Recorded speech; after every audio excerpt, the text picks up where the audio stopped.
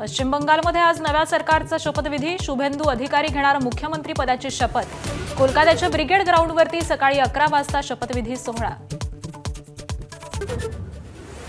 केरळमध्ये सत्ता स्थापनेच्या हालचालींना वेग. व्ही.डी. सतीशन, रमेश चेन्निथला आणि सनी जोसेफ यांना दिल्लीला बोलावलं. आज खरगे आणि राहुल गांधी यांना भेटण्याची शक्यता.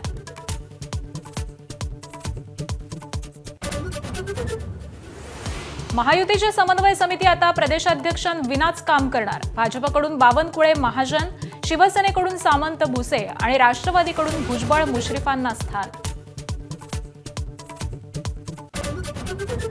राज्यातील दिव्यांग बांधव 3 महिन्यांपासून संजय गांधी निराधार योजनेपासून वंचित. 50 नेत्रहीन बांधवांनी नागपुरातील मुख्यमंत्री कार्यालय गाठलं. सरकारी अधिकारी कानाडोळा करत असल्याची तक्रार.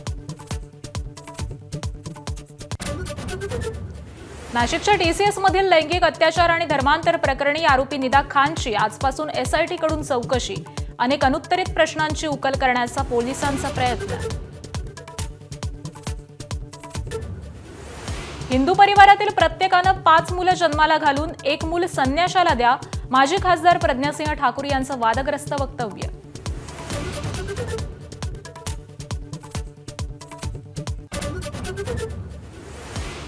Lieutenant general N S. Raja Subramani होणार देशाचे पुढील सीडीएस.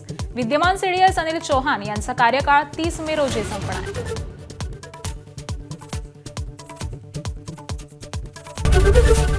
एबीपी माझा, उघडा डोळे बघा नीट.